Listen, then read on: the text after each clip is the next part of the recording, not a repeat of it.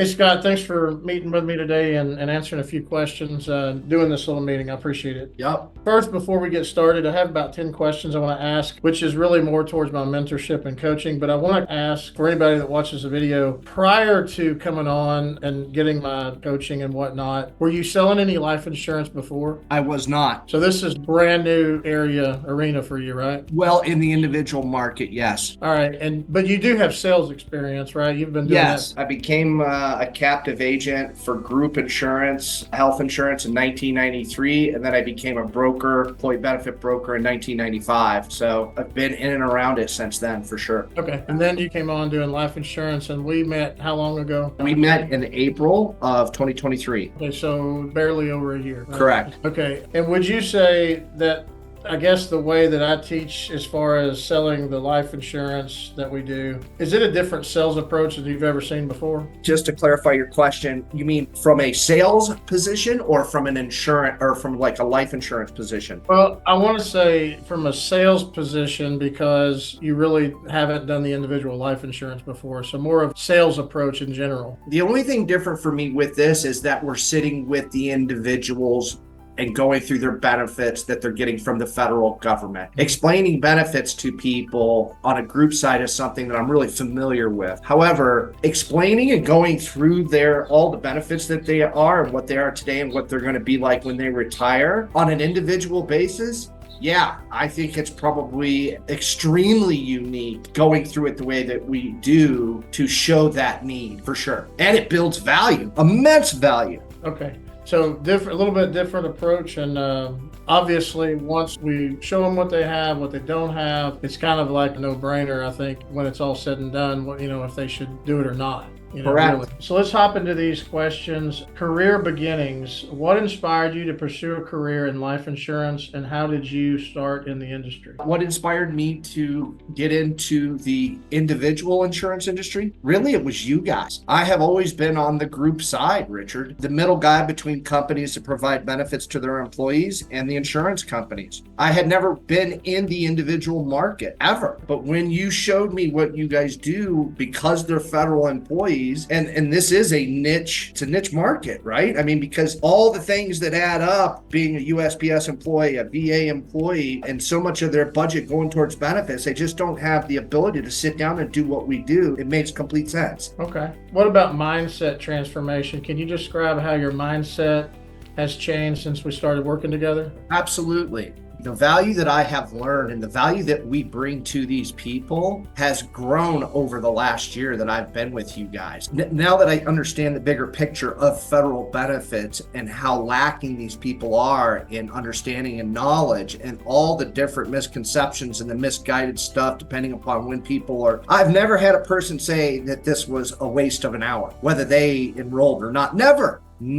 So yeah, my mindset about how you've laid out the most important stuff, how you've built the formulas within the workbook, how they can come back to it and reference the benefit book. Yeah, it's huge. Yeah, that's good. What about sales skills improvements? How have your sales skills evolved through our coaching, you and I, and can you give it a specific example? Sales skills. That's always a difficult one for me because when I hear that word salesperson, I think of a used car salesman, slick tricks and blah, blah, blah. But that's not this case. There's nothing slick about what we do. We're presenting accurate information and presenting a real need for them to set more money aside. And the only thing that prevented me from doing that from the very beginning was just lack of the big picture and understanding of federal employees, TSP, pension plan, all the intricate different little rules, that sort of thing. I really do see this as a need. Some people can't do it.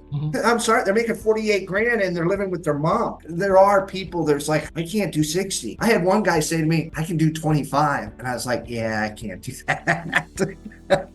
Now, I understand that. Yeah, sometimes it's a no-brainer. They want to do it. Maybe they just can't financially, I guess, because of Sometimes. whatever the thing might be. Overcoming challenges. What is the biggest challenge you faced before our coaching, and how did our work together help you overcome those type of challenges? I can nail that for me. When I started, to be just super forthcoming. I wanted money. I wanted a nest egg is really what I wanted. And that came across in my presentation. Too anxious, too desperate maybe. And only through time of me kind of getting a little bit of a nest egg sitting on the side and me taking a deep breath and constantly working with you was I able to go, calm down. It's more about your confidence and more about you presenting accurate information. So if anything, Richard, it's really just been the process and me getting more confident by asking you questions and that confidence coming through putting it all together. Right on. Okay. Goal setting and achievement. How has the goal setting process we implemented impacted your ability to achieve your professional objectives?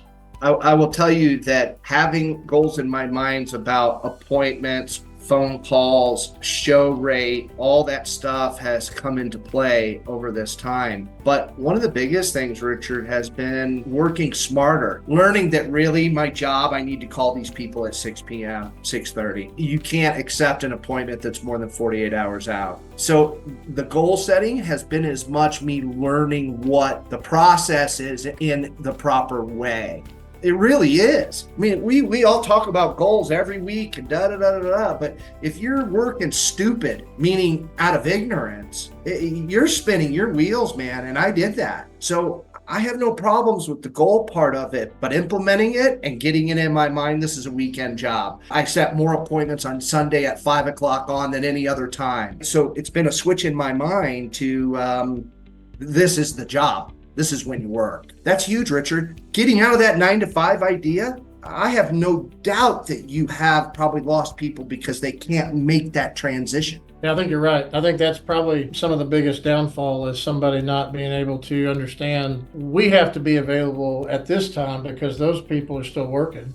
Correct. We have to adjust our schedules to be on the opposite side of the spectrum from where they are. And Richard, if I was going to say, if you're not already doing this, you need to bring that up in the interview. Yeah. You need to say, dude, this is when we work. And here's why, because they're working 9 to 4, they're working 9 to 5. Some people work from 11 o'clock to 7 a.m., right? You need to say, dude, the way you're going to get appointments is when you're calling people at 5 p.m. East Coast time or whatever it is across the country. And you can set a lot of appointments for your entire week, Sunday, 5 p.m. to 8 p.m.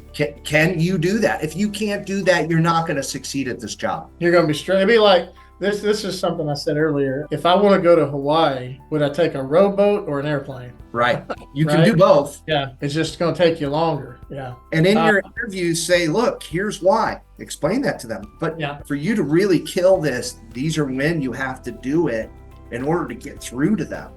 And these people are temperamental people, man. They're out there sweating. They're out there dying in the heat.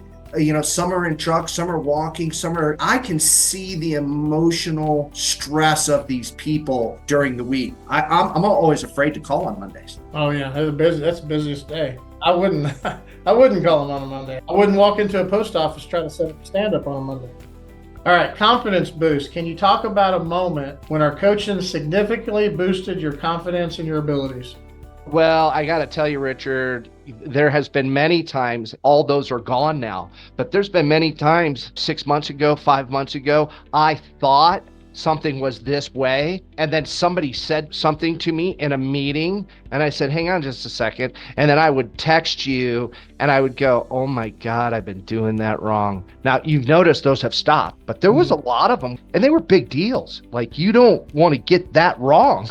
And I was getting it wrong. Like paying for insurance for Part B after you retire. That sounds pretty stupid, but I had my mindset on the BL. So for me, it's been a process. There's never been one time when I all of a sudden, oh, I got it. No. It's been a process, which is a credit to you as I put the whole thing together. The next one is continuous learning, because I believe it is a continuous journey, right? You have to kind of embrace that concept of continuously learning and self-improvement through this whole. 100%, because I want to get it right. Because in my mind, that's the sales process. If I get everything accurate, they're going to trust me. And if they trust me, most likely they're going to be a client. And that's how I see it. That's how I've seen it. I got to build trust. Two things, like and trust. They got to like you and trust you. Yep. Now, this other one I know we've talked about in the past, because I remember there was times that you told me that not that you were getting burned out, but you were doing too much at once. Correct. So work-life balance. Has our coaching helped you manage your work-life balance and reduce stress in your daily? 100%. And it'll go back to what I already said. When I finally accepted this is when you have to do it, you have to call them at 6 o'clock to 9 o'clock to set a day's appointment.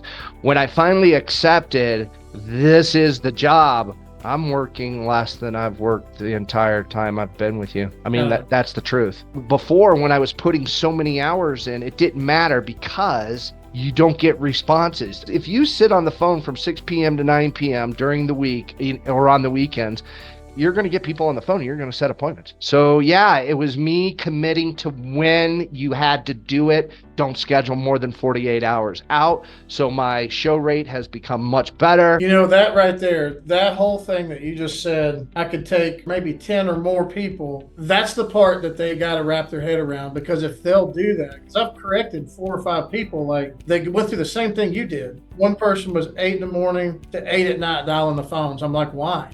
So Richard, that's what happened to me. And she probably was in the same mindset I was. I was like, all right, if I'm making this amount of money working this amount of hours, I'm totally committed to tripling my hours. And then I was working more, having more no-shows, and I wasn't making any more. And by the time I really needed to be on the phone, I was exhausted because I was working all during the day. So I think, if anything, you really need to calmly and gently go, let me explain why we work at these hours to people that you're trying to hire.